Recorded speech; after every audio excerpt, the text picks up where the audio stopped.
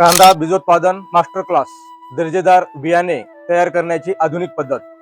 नमस्कार शेतकरी बांधवांनो, मी सखाराम राठोड, शिवम कृषीटेक ढोकसाळ येथून आपलं सगळ्यांचं स्वागत करतो। मित्रांनो, कांदा हे नगदी पीक आहे, परंतु बऱ्याच वेळा चांगल्या दर्जाचे बियाणे न मिळाल्यामुळे खूप मोठ्या नुकसानाला सामोरे जावे लागते। जर स्वतःचे दर्जेदार बियाणे उत्पादन करून त्या बियाण्यावर विश्वास ठेवून आपण चांगल्यात चांगले उत्पादनही काढू शकतो। त्यामुळे खर्चही वाचतो आणि उत्पन्नाची शाश्वती किंवा खात्रीही मिळते। म्हणूनच आज आपण पाहणार आहोत कांदा बीजोत्पादन मास्टर क्लास। आजच्या व्हिडिओमध्ये आपण कांदा लागवडीपासून तर साठवणुकीपर्यंत म्हणजेच काढणीपर्यंत सगळ्या प्रकारची डिटेल्स माहिती आज आपण या व्हिडिओच्या माध्यमातून पाहणार आहोत। त्यासाठी जर आपण STR ॲग्रीकोच YouTube चॅनलवर नवीन असाल तर चॅनलला सबस्क्राईब करून शेजारील बेल आयकॉनला प्रेस करून ऑलवर क्लिक करून घ्या, जेणेकरून असेच नवनवीन कृषीविषयक अपडेट्स आपण या चॅनलच्या माध्यमातून देत असतो।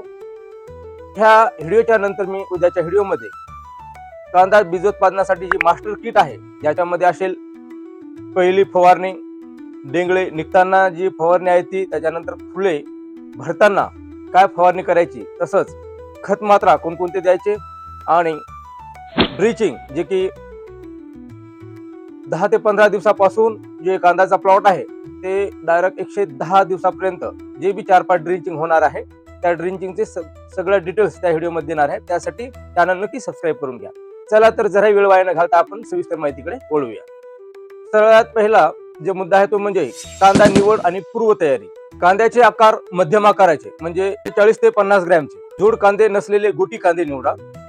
आता त्याच्यामध्ये वाण कोणते निवडायचे तर फुले समर्थ, N241 किंवा ॲग्रीफाउंड डार्क रेड यांची निवड करा, जे की आपल्या भागासाठी जे उपयुक्त कांदे त्याची आपण निवड करू शकतो। आता प्रक्रिया, जे कांद्याचे बेणे किंवा जे कांदे आहेत त्याला प्रक्रिया करणं हे अतिशय महत्त्वाचं आहे। कोणतेही बुरशीनाशक जे चांगल्या कंपनीचं स्टँडर्ड्स असेल अशा कंपनीचे लागवडीपूर्वी प्रक्रिया करणं खूप गरजेचे आहे।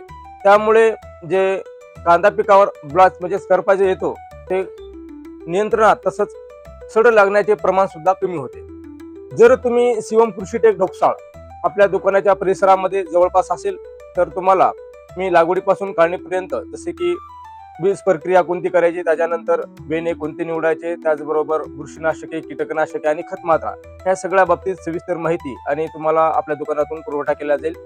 त्यासाठी मी स्क्रीनवर पत्ता आणि मोबाईल नंबर देत आहे। त्यानुसार तुम्ही किंवा बाहेरील जे शेतकरी असतील आपल्या परिसराच्या बाहेरचे ते मला फोन करून किंवा कमेंट बॉक्सला कमेंट करून प्रश्न विचारू शकता। त्यानुसार आपण त्यांना चांगल्यात चांगलं मार्गदर्शन ह्या चॅनलच्या माध्यमातून करू शकतो। त्याच्यानंतर दुसरा मुद्दा, जमीन आणि लागवड पद्धत।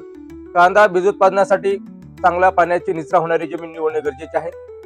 लागवडीची वेळ ही साधारणतः ऑक्टोबरच्या दुसऱ्या पंधरवडा ते डिसेंबर पंधरवड्यापर्यंत आपण कांदा बीजोत्पादनासाठी लागवड करू शकतो।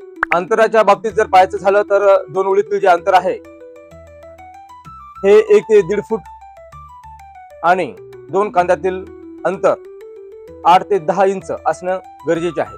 त्यानंतर अतिशय महत्वाचा जो मुद्दा आहे तो म्हणजे खत व्यवस्थापन।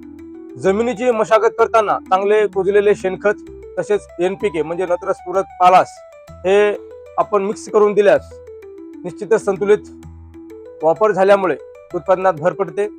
त्यासाठी आपण एकरी 10-26-26 किंवा DAP त्याच्यामध्ये सल्फर आणि झिंक 10 किलो याचा वापर करणं गरजेचे आहे।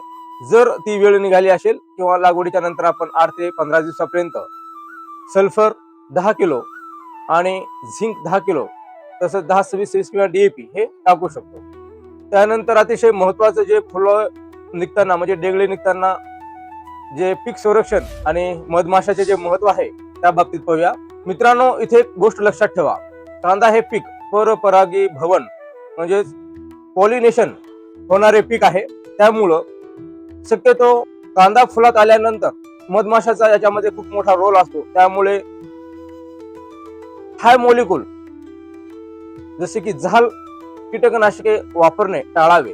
त्यासाठी आपण शिवम कृषीटेक मध्ये अशा परिस्थितीत कोणते कीटकनाशक वापरायचे याचे किट्स किंवा औषधी आपण उपलब्ध करून दिलेले, त्यासाठी शिवम कृषी टेक ढोकसाळला एकदा अवश्य भेट द्या.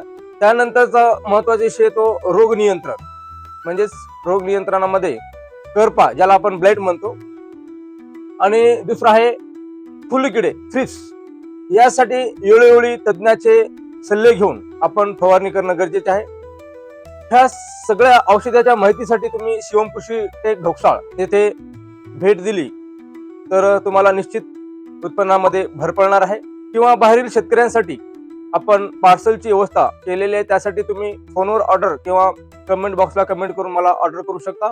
त्याच्यानंतर चौथा मुद्दा अतिशय महत्वाचा आहे, ते म्हणजे काढणी आणि साठवणूक. जेव्हा फुलातील किंवा कणसातील 15 ते 20% काळे दाणे दिसू लागतील त्यावेळेला फुलाची किंवा कणसाची काढणी करावी.